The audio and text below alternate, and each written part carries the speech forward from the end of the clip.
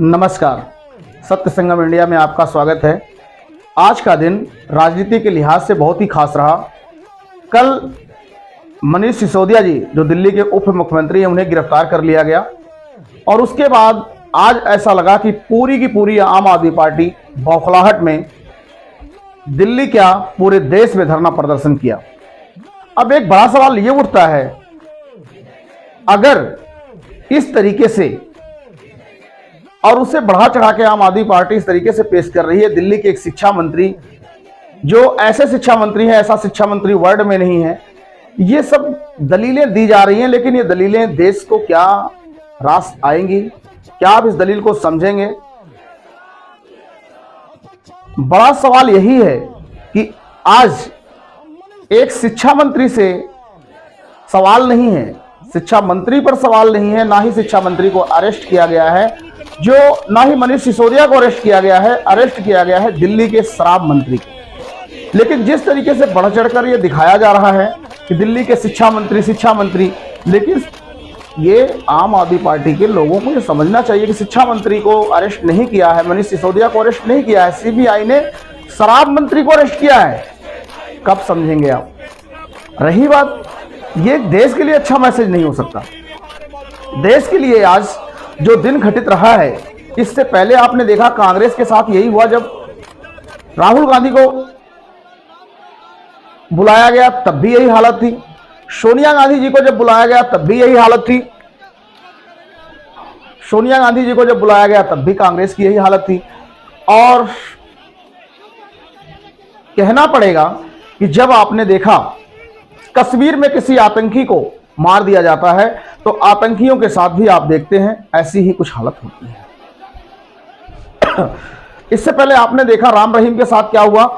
राम रहीम के समर्थक ठीक इसी तरीके से जैसे आज कांग्रेस करती है, जैसे आज आम आदमी पार्टी कह रही है और कर रही है, यह राजनीति के लिए और लोकतंत्र के लिए, संविधान के लिए एक काला अध्याय लिखा जाएगा। इससे आप क्या साबित करना चाहते हैं कि एक भ्रष्टाचारी पर जब आरोप लगेगा, चाहे वो भारतीय जनता पार्टी हो, चाहे वो कांग्रेस हो, चाहे वो आम आदमी पार्टी हो, इस तरीके से अगर भ्रष्टाचारी को बचाने के लिए पब्लिक रोड पर उतरती है तो पब्लिक को भी सोचना होगा कि हम एक कैसा हिंदुस्तान बनाने जा रहे हैं। आज प्रदर्शन हो रहे हैं, कल लाठियां चलेंगी, परसों गोलियां चलेंगी।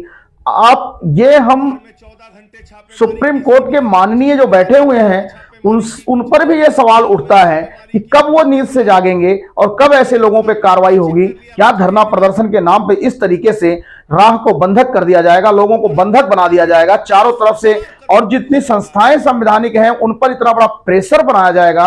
अगर जांच नहीं होती है तो आप सोचिए कि फिर इस देश का क्या होगा, किस पर भरोसा करेंगे? क्या ये एजेंसियों पर, अगर देश की एजेंसियों पर भरोसा नहीं करती है, चाहे वो भारतीय जनता पार्टी हो, चाहे वो कांग्रेस हो, चाहे वो आम आदमी पार्टी हो, समाजवादी पार्टी हो, आप सोचिए तो क्या बाहर से एजेंसियां आएंगी इस देश की जांच करने के लिए? आपको किस पर भरोसा है? किसी पर तो आपको भरोसा करना होगा। देश के प्रधानमंत्री पर इतने अशब्द भाषा का इस्तेमाल आम आदमी पार्टी कर रही है कि संजय सिंह मूर्खता भरे सवाल कर रहे हैं। आइए संजय सिंह की एक बात सुनाता हूं। संजय सिंह क्या कह रहे हैं? हमें ईडी 2 घंटे के लिए दे दो, हमें सीबीआई 2 घंटे के लिए दे दो। ये तो बच्चों वाली जुबान हो गई। जांच एजेंसियों का दुरुपयोग करना है, मैं तो कह रहा हूं कुछ नहीं, सदुपयोग करना हो तो मुझे 3 घंटे के लिए दे दीजिए सीबीआई ईडी। मोदी जी भी अंदर चले जाएंगे और अमित शाह भी चले जाएंगे और अडानी भी चला जाएगा। दे दीजिए ना, वो तो दुरुपयोग कर रहे हैं, मैं सदुपयोग करके दिखा दूंगा कि हमें दे दो। ये तो फिर वो आप उनके लिए कह रहे हो, कल को बीजेपी का कोई नेता खड़ा हो जाएगा और वो कहेगा दिल्ली पुलिस मात्र 2 घंटे के लिए मुझे दे दो, मैं केजरीवाल के पूरे ब्रिगेड को जेल में डाल दूंगा। ऐसे तो कांग्रेस वाले कहेंगे 1 घंटे के लिए हमें दे दो, और जिस आम आदमी पार्टी ने मुझे उखाड़ा है मैं उसे जहन्नम में भेज दूंगा। ये कौन सा तर्क हुआ? राज्यसभा के सांसद इतनी घिनौनी और घटिया और जाहिल, जिसको कहते जाहिलपन वाली बातें करते हो आप। एक माननीय की कुर्सी पर बैठकर ऐसे जाहिलपन लाते कहां से हो? देश को यह चीज सीखनी होगी, समझनी होगी कि हम किसका साथ दे रहे हैं। आज ओवैसी की भाषा, संजय सिंह की भाषा, और आम आदमी पार्टी में एक आतिशी सिंह है। मित्रों से भी मैं कहना चाहता हूं कि बिल्कुल चिंता मत कीजिएगा। दिग्विजय सिंह, आतिशी सिंह, संजय सिंह, ये सारे एक ही थैली के चट्टे बट्टे हैं। समझ में नहीं आता ये लोग इतनी ऊपर कुर्सी पर बैठे हुए हैं, इन्हें माननीय कहा जाता है, लेकिन किस एंगल से इनकी हरकतें बिल्कुल सड़क छाप, रोड छाप आप जो कह सकते हैं, उसी तरीके की ये हरकतें करते हैं। आप कल्पना कीजिए, ठंडे दिमाग से सोचिए बैठकर, अगर ये एजेंसियां ना होती तो ये भ्रष्टाचार का पैगाम कहां तक जाता। ये बार बार कह रहे हैं शिक्षा मंत्री, शिक्षा मंत्री, शिक्षा मंत्री। अरे भाई, शिक्षा मंत्री को तो गिरफ्तार किया ही नहीं, शिक्षा मंत्री पर तो सवाल ही नहीं है। अभी शिक्षा मंत्री के नाम पे दोबारा गिरफ्तारी हो सकती है, जिस तरीके से आरोप लग रहे हैं। अभी जो बड़ा सवाल है वो दिल्ली के एक भ्रष्ट शराब मंत्री से पूछताछ चल रही है, और उस दिल्ली के भ्रष्ट शराब मंत्री पर बहुत बड़ा आरोप है, और ना कि सिर्फ भ्रष्टाचार का आरोप है, बल्कि भ्रष्टाचार के सबूत को मिटाने का भी आरोप लगा है। आप इस चीज को समझने की कोशिश क्यों नहीं करते? और जो लोग भ्रष्टाचार को बचाने के लिए सड़क पर उतर रहे हैं, या किसी बलात्कारी को बचाने के लिए सड़क पर उतर रहे हैं, या किसी आतंकवादी को बचाने के लिए सड़क पर उतर रहे हैं, उन्हें सोचना चाहिए कि हम किस चीज को बढ़ावा देने जा रहे हैं, किस लिए बढ़ावा देने जा रहे हैं। और केजरीवाल जी को भी ये सोचना चाहिए कि हम कब तक अपने आप को ईमानदार साबित करेंगे। आपने एक मंत्री आपका जो पिछले 8 महीनों से जेल में है और उसकी जमानत नहीं हो रही है, उसके बावजूद आप अपने आप को ईमानदार कह रहे हो। दूसरा, आप जेल चला गया, और जेल, आप कल्पना कीजिए, ईडी और सीबीआई बहुत बड़ी संस्था है, एनआईए बहुत बड़ी संस्था है। इन्हें किसी बड़े शख्स पे हाथ डालने से पहले 100 नहीं 1000 बार सोचना होता है, क्योंकि इन्हें कोर्ट में जवाब देना होता है, और कोर्ट सबूत मांगती है। बिना सबूत के कोर्ट, सीबीआई, ईडी, एनआईए, कोई भी संस्था हो, उसे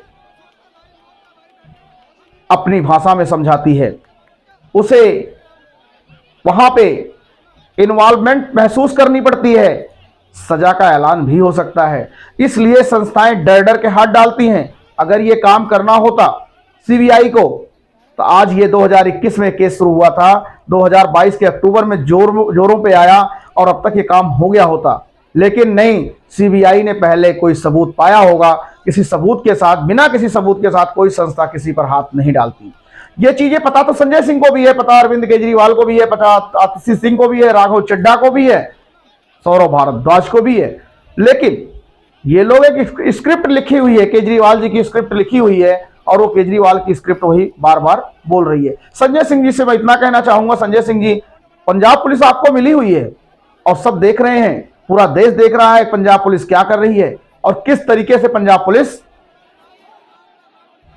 एक्शन ले रही है। खालिस्तान की मांग उठने लगी है, इसी बात का डर था, इसी बात का डर था। कुमार विश्वास ने कहा था कि केजरीवाल कहते हैं कि अगर मुझे मौका मिला तो मैं खालिस्तान का प्रधानमंत्री बन जाऊंगा, और वो बातें सत्य होती हुई नजर आ रही हैं। आज तक कांग्रेस के राज में ऐसा जो नहीं देखने को मिला, वो आम आदमी पार्टी के राज में देखने को मिल रहा है। खालिस्तान की मांग होने लगी है। जिस चीज से देश को डर था, वो चीजें अब धीरे धीरे खुलकर सामने आ रही हैं। राजनीति अच्छी चीज है, राजनीति कीजिए, लेकिन राजनीति में कम से कम देश को बख्श दीजिए, और भोली भाली जनता को मत बहलाइए। जो राजनीति आप कर रहे हैं केजरीवाल जी, ये देश के लिए कहीं से भी किसी भी हालत में ठीक नहीं है। जिस तरीके से आप आगे दिखा रहे हैं, जैसे आपने भ्रष्टाचार दिखाया, जैसे आपने फ्री बिजली, फ्री पानी, या फ्री का जो लालच दिया, ये सभी पार्टियों ने को अपनाना पड़ रहा है, और वो अपना रही हैं। लेकिन इस देश का इससे सर्वनाश होना निश्चित हो जाएगा। और ऐसे ही आपके ये जो भ्रष्टाचार आपके नेताओं पे लग रहे हैं, जिस तरीके से आप उनको कवर फायर दे रहे हैं, बैक कवर फायर जो दे रहे हैं, इस तरीके से ऐसे ही सारी पार्टियां अगर करने लगेंगी, तो आप सोचिए पीछे क्या होगा। क्योंकि भारतीय जनता पार्टी जो देश की सबसे बड़ी पार्टी है, उसका तो एक छोटा सा भी नेता अंदर नहीं जाएगा अगर इस तरीके से हाईजैक करने लगे। तो यह चीज जनता को सोचना होगा। बहुत बड़ी साजिश इस देश के खिलाफ विदेशों से तो रची जा रही है, लेकिन देश में आप लोग, इसी देश में आपको नेतागिरी करनी है, तो इस तरीके से नेतागिरी मत कीजिए। जांच एजेंसियों को जांच करने दीजिए। अगर उनको कोई सबूत नहीं मिलेगा, कोर्ट उनको लताड़ लगाएगा, और आप खुद बाइज्जत बरी हो जाएंगे।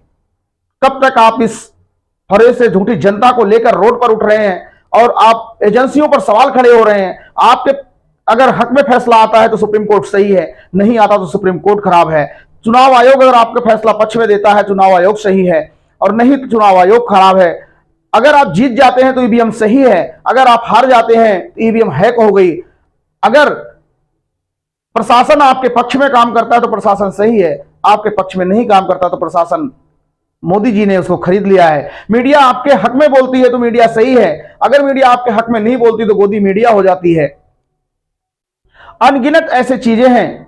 आप पुलिस पर, सेना पर, किसी को तो बख्श दीजिए। देश में आप किसी को भी आप लोग बख्शने के मूड में नहीं है, ये ठीक नहीं है। केजरीवाल जी, आप राजनीति करने नहीं आए हैं, ये बात सबको पता है, लेकिन आप राजनीति बदलने आए हैं, ये भी सबको पता है। क्या ऐसे ही राजनीति आप बदलेंगे? इस तरीके की राजनीति बदलेंगे? ये अराजकता का माहौल देश को आप दे रहे हैं, और यही आपका देख करके सारी पार्टियां एक दिन ऐसे ऐसे करने लग जाएंगी। जब किसी भ्रष्टाचारी नेता पर एजेंसियां हाथ डालेंगी तो इसी तरीके से रोड पर लौटेंगे, रोड पर पोटेंगे, और फिर एजेंसियों के हाथ पैर फूलेंगे। आप सोचिए कैसे भ्रष्टाचार पर कार्रवाई होगी।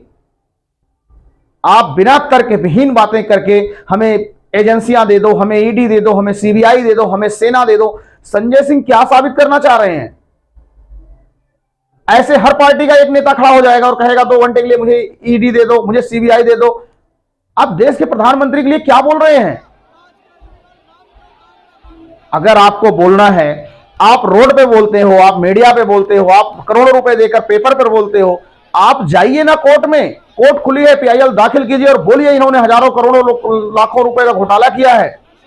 केंद्र उस पर सुप्रीम कोर्ट संज्ञान लेगी और उसके बाद दूध का दूध, पानी का पानी हो जाएगा। आप वहां क्यों नहीं जाते? जनता को आप सिर्फ गुमराह कर रहे हैं। आप देख सकते हैं जो ये दिख रहे हैं, देखो ये क्या क्या क्या इनकी हरकतें हैं, और इनकी ऐसी ऐसी भाषा है जिसे आप सोच भी नहीं सकते। ये देश के लिए बहुत ही दुर्गति है।